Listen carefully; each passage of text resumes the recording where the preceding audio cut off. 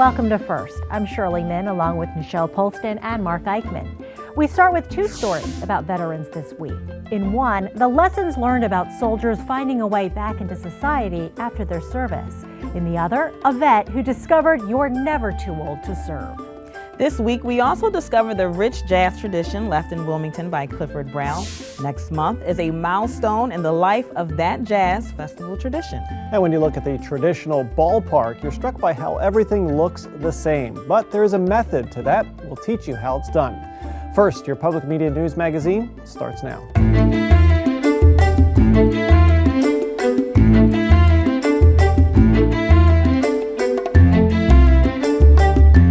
WHYY is joining with public media outlets across the country for a project known as Veterans Coming Home. We'll be reporting online in the weeks to come. And this week, we present a two-part first look that explores issues affecting veterans. We begin with the more than 200,000 U.S. military members who make the transition from active duty to civilian life each year.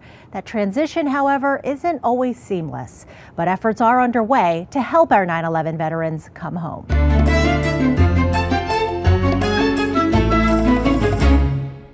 An entire mural lies within these 107 hand-mixed paint colors. The mural is a project that was inspired by the stories of veterans. Eric Oakday is the artist behind the Veterans Freedom Mural. It's one of Wilmington Creative District's public art initiatives to revitalize downtown Wilmington and engage the community at the same time. The larger image is a scene of two soldiers, and the one is just returning home. He's decorated with medals. And then there's an older veteran from previous wars that's there to greet him. And they're literally positioned in front of the world, the community. The title is Getting Back to the World. So, and it's just something everybody says, you know, when they're upon their return home, it's time to get back to the world. The 31 panels, hand-painted by volunteers, including veterans, will go up here on the north wall of Marcella's house at 9th and Washington Streets, a residential facility run by Connections for formerly homeless veterans trying to get back on their feet. Oakday connected with veterans staying there, seeking out inspiration. We had group sessions and individual interviews about the topic of the difficulties transitioning back into civilian life. I guess post-military life, there's a need to want to find an ability to serve. There's that need to continue your service in some way that's kind of missing from people's lives. And then, you know, being able to sit and work as a team and have a specific role to fulfill a job. And their stories found their way neatly into the final design. But for veterans, returning to life back home is often messy. Suicide, homelessness, and unemployment are chief among the issues, based on past U.S. Department of Veterans Affairs reports. And with the VA predicting the post-9/11 vet population to be just under 3.5 million by 2019, Thomas Davis felt compelled to do something. I think there's a void. The VA does its best to deal with the most egregious cases of hurt. But yes, I don't believe that there's a recognition that there needs to be a transition from a battle consciousness to a civilian one. The Sioux Indians had a series of rituals that would bring them from their war paint consciousness back into peaceful tribe consciousness. Our armed services, I think, have not been quite aware that that's important, to have some transitioning rituals to come back. Enlisting help from some friends, Davis, a retired pastor, started the Interfaith Veterans Work Group, a Wilmington-based organization modeled after the nonprofit Mission Continues, which helps veterans readjust to life after the military through service projects within their communities, like the Veterans Freedom Mural.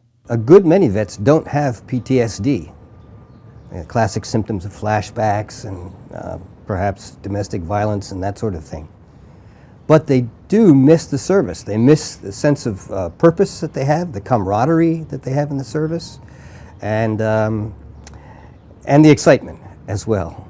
Camaraderie he experienced firsthand. Davis served in Vietnam in 1970 with the Naval Reserves. If you've been in a theater of war, that tension and responsibility to do your part to help your fellows survive is such a strong human feeling, you know. And that kind of camaraderie is, I don't think one finds it in anything else. Unlike some of his counterparts, Davis says his re-entry to civilian life wasn't too bad. The reentry was softened by the fact that I had been accepted by a seminary. I had decided while I was in Vietnam to go to seminary and was accepted, and so I had a sort of built-in community waiting for me. Davis wants IVW to be that built-in community for veterans looking for that sense of brotherhood again, and to be like a referral agency should more difficult issues present. Bridging that gap is also top of mind for Delaware Democrat Sean Barney. The former Marine is running for Congress, flanked by some of his old platoon members. He spoke of the urgency they showed when saving his life after he was shot through the neck in Iraq 10 years ago. We owe the same urgency they showed that day 10 years ago to the fight to empower our veterans when they come home to continue contributing here the way they did so valiantly overseas. Davis would like to see Interfaith Veterans Work Group become the Wilmington chapter of Mission Continues and is working towards that goal. Now, IVW is almost a year old and currently has 35 members, mostly Vietnam vets. Through word of mouth, Davis is hopeful more 9/11 veterans will join. Go to ivw.website to learn more. Now, in the second part of our first look, we meet a Wilmington man who is finally getting to live out his dream of joining the armed forces.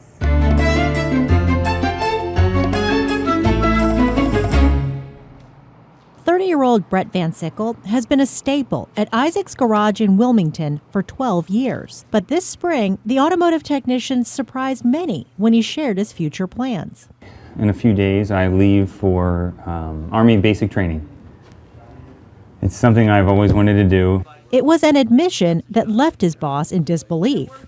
It was sort of a shock to me and all our friends, so, you know, it's we'll see how it goes. The one person who wasn't surprised, his wife, Molly. He talked about it. This is something he thought about doing outside of high school, but then life gets in the way and things happen.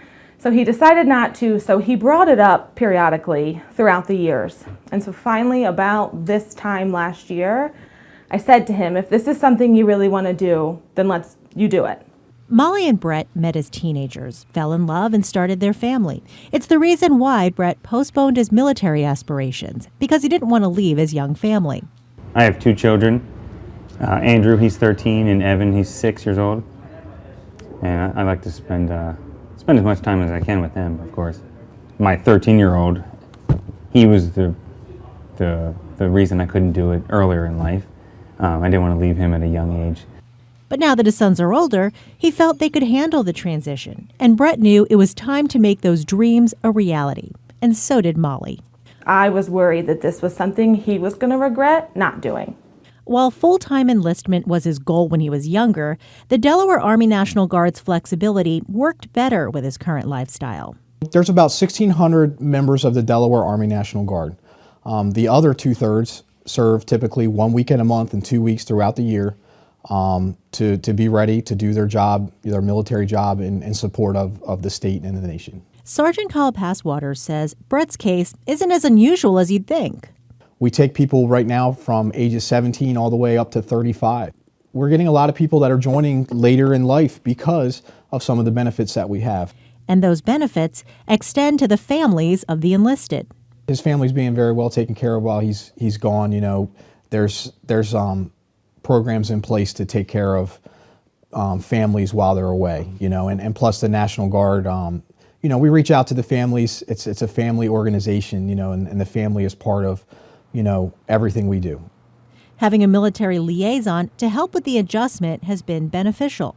We are very close with another military family, and they have been a savior to me. She's been great, really helpful. She's gone through the same thing. She went through the same thing when her husband deployed. She had 2 young kids.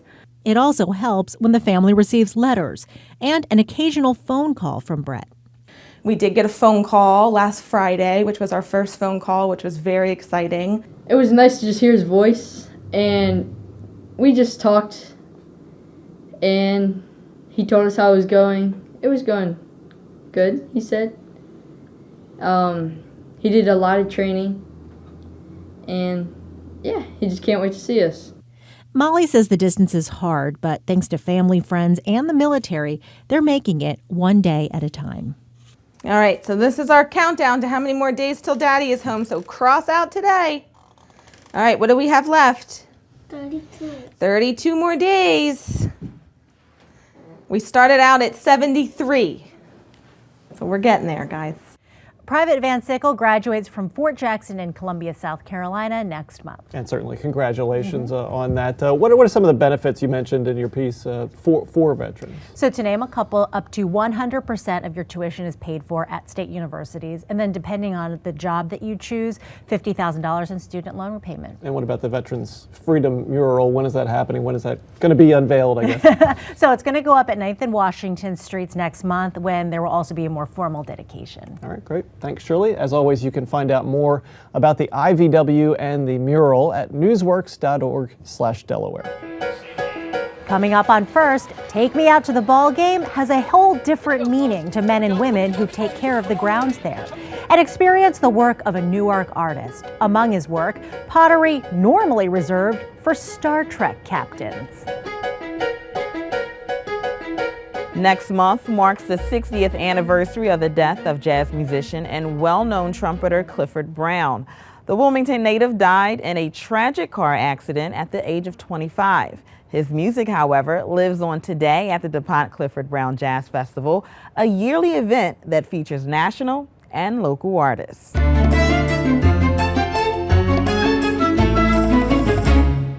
Fly me to the moon, let me play among the stars.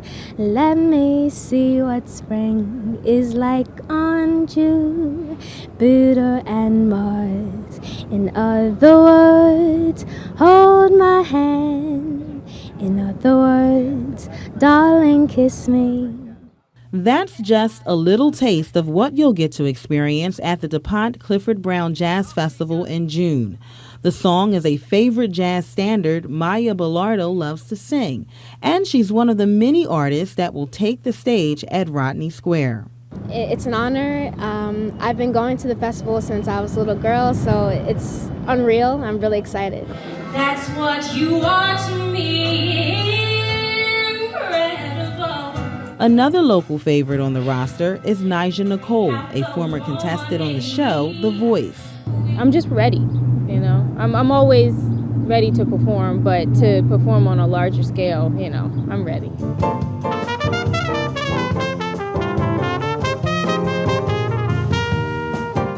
The Jazz Festival is a Wilmington tradition and commonplace to hear local and national artists perform some of Brown's compositions.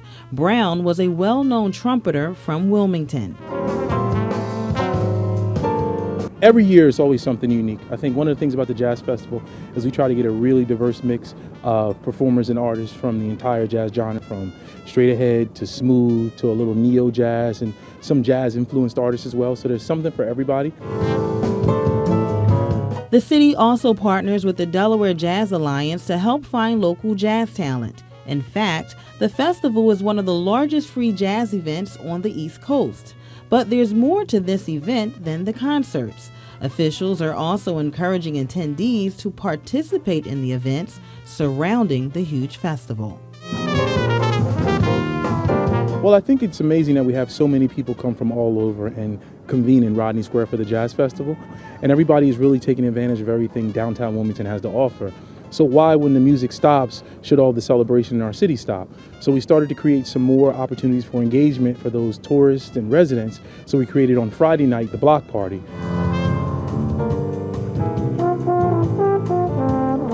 That's where about 2,000 people filled 2 blocks of space in Rodney Square with live music, a DJ, and restaurants are open later than usual to continue the celebration of jazz music, a type of music that Nicole says allows her to release all kinds of emotions. It's kind of how I am able to process things, you know, how I'm able to get through my day, how I'm able to speak when words aren't really there, you know, you can't find the words.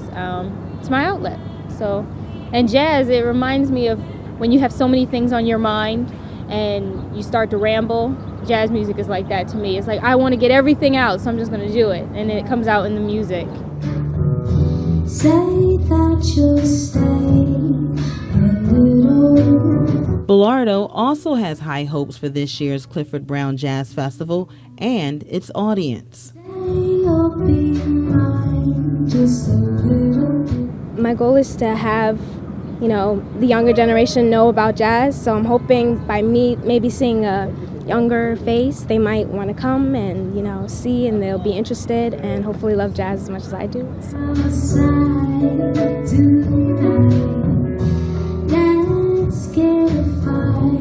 The DuPont Clifford Brown Jazz Festival kicks off June 21st and goes to Saturday, June 25th. The headliner is Andra Day. I also like to add that there's a fundraiser to help the festival each year. It's called Sax in the City, and people can support that event by going online to buy tickets to that event. They're on sale right now.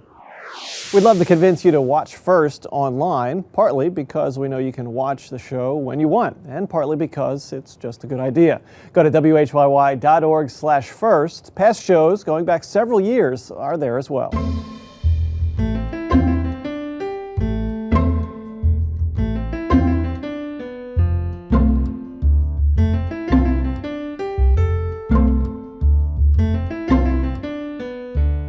The sun is shining, the mercury is rising, and all that means baseball is back at Frawley Stadium in Wilmington. As the Blue Rocks embark on another season, they'll rely on an unsung hero. That's the focus of this month's Teach Me with Delaware education reporter Avi Wolfman-Aaron. Hi, Mark. So this month we are talking about baseball, but we're not talking bats or balls or home runs.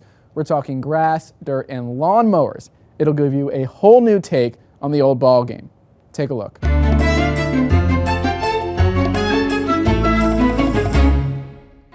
Step into a baseball stadium anywhere, and what do you notice?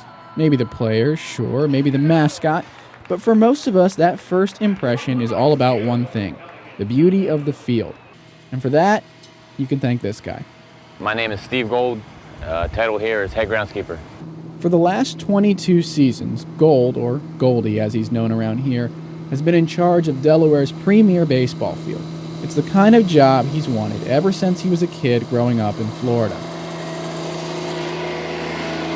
I was probably from 10 years old. I was just, cutting the neighborhood grass for the older folks, just for extra money, And then I remember going to spring training games and seeing those guys in those real nice mowers, and I said, I just want to go out there and cut that grass, and that's how it kind of all started. When the Blue Rocks are playing, Gold's days start early, around 9 a.m. I usually cut the grass. There could be some foul line painting going on. A lot of water in the infield. Maybe nail dragging, depends. After a midday practice, Gold reassembles his crew for game time. We spent about 45 minutes repairing the mound because the practice earlier, they couldn't use the mound. Dragging the infield, obviously your chalk, your batter's boxes and that kind of thing. And then, you got to put a lot of water down for the start of the game. During the game, Gold watches for water from the sky, or by checking the weather apps he keeps on his smartphone. I still think at the end of the day, the best way is to do it the old-fashioned way. Just look at the sky, and when it rains, it rains. On this night, the weather holds, and the game goes quickly. After the third and sixth innings, Gold and his crew sprint from their holding cell in left field for some routine infield maintenance. Here we go, fellas. Here we go. Boogity, boogity, boogity. Come on, old man. Come on. And before you know it, the game is over. Gold's crew treats the dirt and pulls a rain tarp over the infield, kind of like a proud parent tucking a kid into bed. Gold never had any formal training in this. He learned from the veteran groundskeepers he met down in Florida. I don't know if they really told me much at all. It's just monkey see, monkey do. You watch his guys work and you pick up things, and then you learn things on your own. And Gold keeps picking things up. He often visits other fields, from the big leagues to little leagues. And unlike you or me, he's not watching the action. I love seeing other parks and other tools, but how they're making the day operate with their tools. And I love seeing that so much. Gold says in the world of groundskeepers, there's a particular appreciation for handmade tools. the little DIY solutions folks invent to get the job done. He keeps a stocked tool shed under the stadium bleachers to experiment with his own inventions. So you have to be an innovator, and sometimes you got to make things. And I think in this industry, I see a lot of people making some things to make their day go by or make that next game happen. Now, I know a lot of you green thumbs out there are wondering how Steve Gold gets his grass to look so lush and healthy. And he told me there are no big secrets, just cut it frequently and don't overfeed it. Simple, that's very simple, absolutely. Straight to the point. And I'm guessing even Frawley Stadium has the occasional brown patch where it doesn't look so nice. Absolutely, and remember, Frawley Stadium is visible from I-95, so if the field doesn't look good, Steve Gold hears about it not just from the thousands of fans, but from the commuters who pass the field every day, and he told me he gets compliments and a few complaints from people who are driving by on the road. Well, if you think about it, the way 95 is right next to Frawley Stadium, it could be the most visible baseball field in all of minor league baseball in the whole country. Absolutely, and therefore Steve Gold in some ways is kind of the most visible groundskeeper in minor league baseball across the country. And if you're the groundskeeper, you don't just have to keep the field looking nice, it's got to play well too, right? Absolutely, and Steve Gold does hear from the players a lot about how they like the field, how they like the mound. Particularly, he told me the area around second base, the dirt around second base. Middle infielders always want it sort of wet and damp so that it slows the ball down and it gives it sort of a truer hop.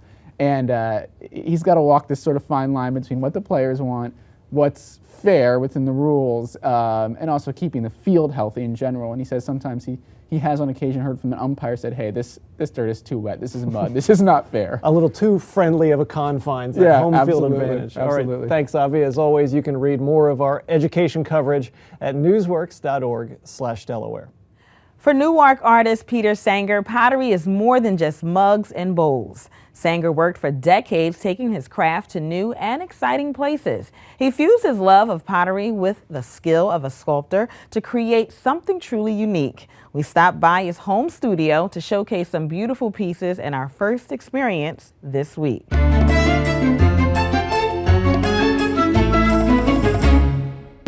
My name's Peter Sanger. I've been a potter since the 70s.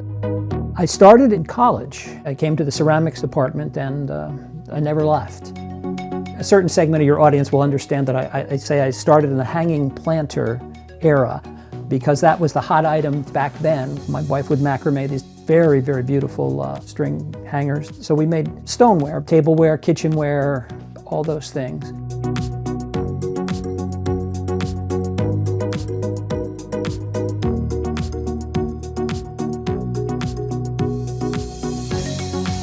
I was sharing studio space with a fellow who was casting, and I became intrigued with the process of casting. This casting process required me to learn new skills. When you're throwing a pot on the wheel, you only have a certain amount of time to work on it. If you overwork it, the clay will, flop and slop. And so if you really want to fuss with a design line, you have to be very spontaneous and lucky. So it can be frustrating. So I found that if I put my design time into the sculpting of the original, which I call the model, you can make shapes that you can't make any other way. The fit-together pot and cup set, the sugar and creamer that nestle, the vase pair that embrace, you can do that as a sculptor.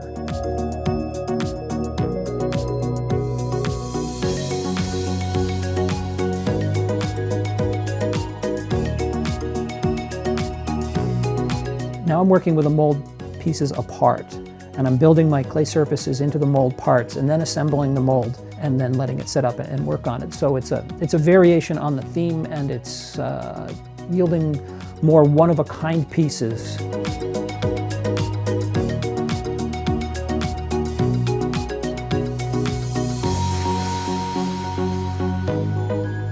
I want to stay as close as I can to what I really am curious to make, passionate to make, really excited to make, and really finding a lot of satisfaction out of just concentrating on that part of it. I'm very curious, and I'm constantly thinking about what's next. What if I try this? What if I try that? It's a luxury to have the opportunity to follow that. That's really the best part. That's why I like to come to work, if it's work anymore, but that's what really floats my boat. I strive for trying to put as much of me into it, and I think people can see that. I love to talk about it. I love to share it with folks. I hope they can see the depth of my interest in it. A great friend of mine said that a piece is really not completed until someone buys it. It's a great joy to share that. Someone else can, relates to it to the point where they'd want to purchase it and own it. I'm self-taught in a lot of places, and there's a lot of hard lessons. But the wandering on your own, teaching yourself, you find your way, and you find your own unique kind of place. I'm okay with how it's turned out. It's my trip. It's my journey. It's who I am. It's what I do. I like to ride my bike. I like to make pots. It's like a staycation, I guess. It's fun. That's why I do it, because I like it. Peter's work has boldly gone where no pottery has gone before. One of Peter's tea sets was featured in a few episodes of Star Trek: The Next Generation, as you can see here in these pictures.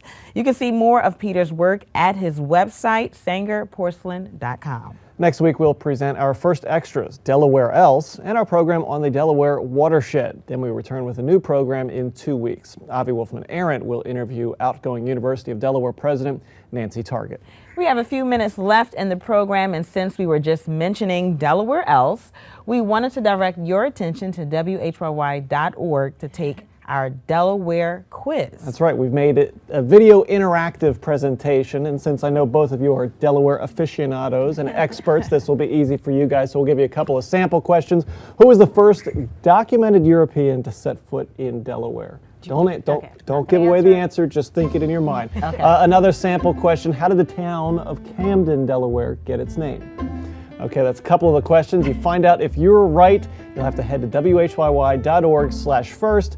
Just search for Delaware the quiz, and thanks for playing. And I don't want to brag, but I did pretty well. Now you can play it anytime you want. That is First, however, for this week. We thank you for watching and playing. First has been awarded the best newscast in the state by the Delaware Press Association. For Avi Wolfman-Arent, Nichelle Polston, and Mark Eichman, I'm Shirley Min. Have a great week.